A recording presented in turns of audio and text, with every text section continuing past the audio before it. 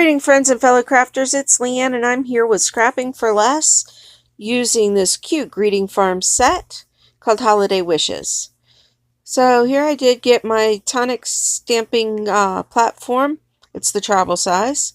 I already have my stamp positioned on there, and I'm going to use MFT's Extreme Black ink to stamp up my penguin image. And then I'm going to play a little catch game and do some CPR stamping down this image. And I'm going to ink it up again just to make sure that I get a completely good cover on there. So here we go with some compressions again. Alright, got that inked up to my satisfaction. And then I decide that I'm going to clean off my stamped image, or clean off my stamp. And then I'm going to get that sentiment ready and go ahead and stamp it while I've got everything out. So my stamp, I did realize I did not exactly get it clean last time I used it, and so you'll notice. But I'm going to use my anti-static powder tool and get my Versamark ink, stamp up that sentiment because we're going to do some heat embossing in just a few minutes. So here we go. Ink that up. At least my paper is actually in the corner, so at least it's not moving too much. Decide to use my magnet to hold it back down. A few more CPR compressions after inking it up again, and we're ready for the embossing powder.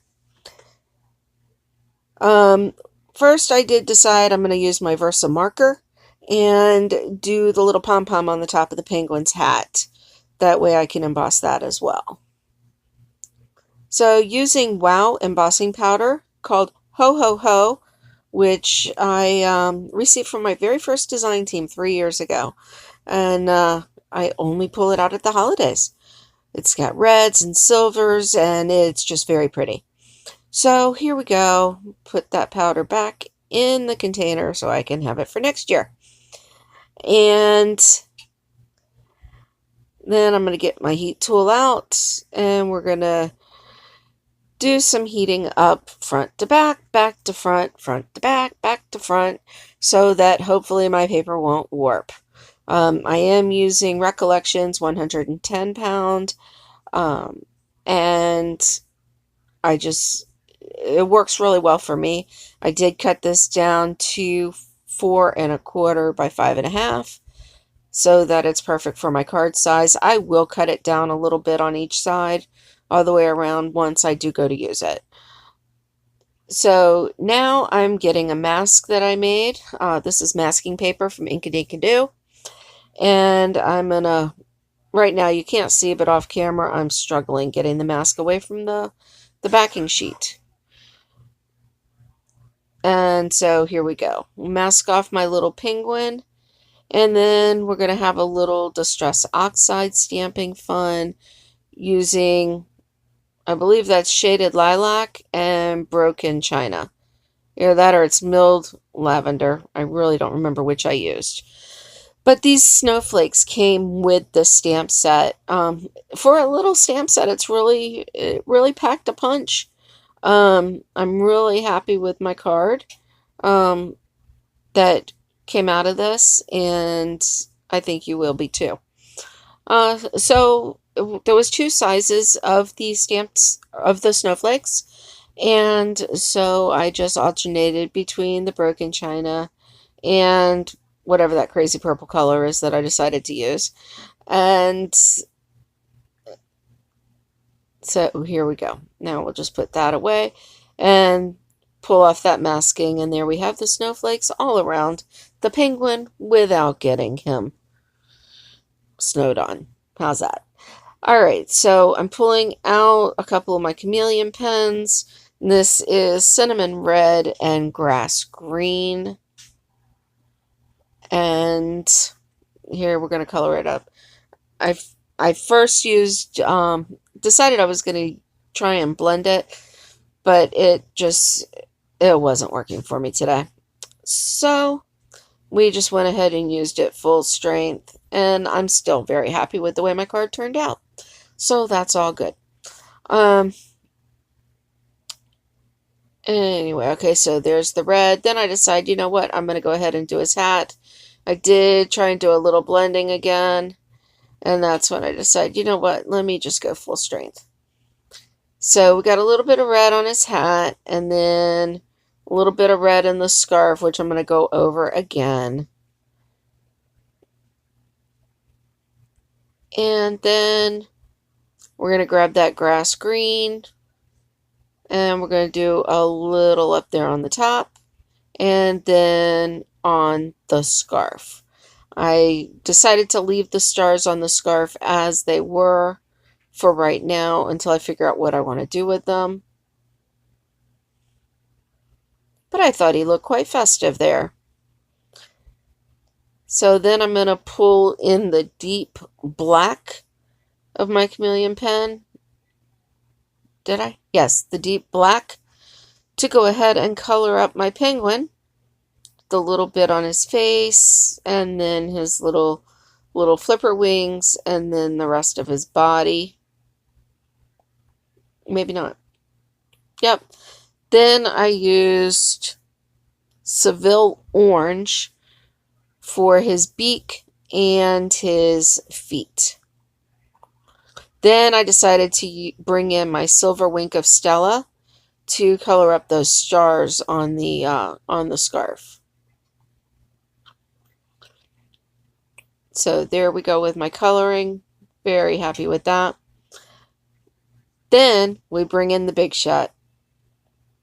And I have some glitter paper from Die Cuts with a View that I'm running through here. I love that paper because it is it's fully coated and it does not shed. And I used one of my Lawn Fawn stitch dies that cut out my little snowbanks, and it leaves a stitching on both sides. So I bring in my tonic trimmer and go to town to get this thing trimmed up to fit my card base, or my card panel actually. And then we'll measure it up and see if it fits right. But of course, why would it? So we're going to go ahead and finish trimming up my card base the way I needed to.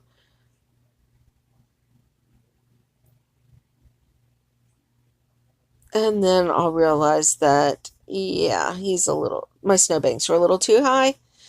So I'll pull that trimmer back out, do a little bit more trimming, and yeah, I'll pull that trimmer back out, do a little bit more trimming so that his happy feet aren't hidden. There we go. That makes me happy. So here's where I'm looking for my tape. All right, I found my double stick tape, so I can put this first panel down. There we go. So there he is on his little snowbank. And then I'm going to pull in some foam tape so that I can pop the smaller layer up.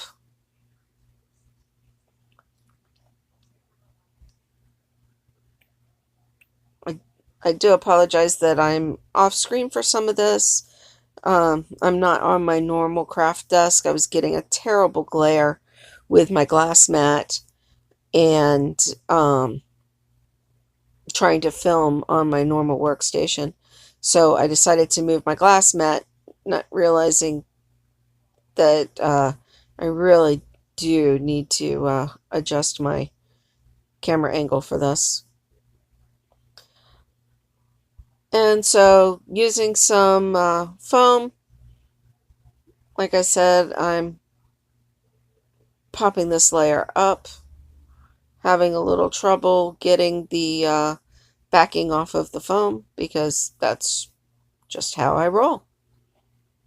Nothing can be easy, right? There we go. I guess if it was easy, it could be store-bought, right? So there we go. Now I'm going to get that up on I have my card base which is a 4 1/4 by 5 1/2 top folding, and trying to decide how I'm going to put that up. I don't know what I decided. I guess I decided to use foam. I actually made this card a couple days ago, and I'm just now doing my voiceover. And it'll be live in just a few hours, just because I worked all week. So here we go, foam down. Now I'll use some of my double stick tape to adhere it to the card base.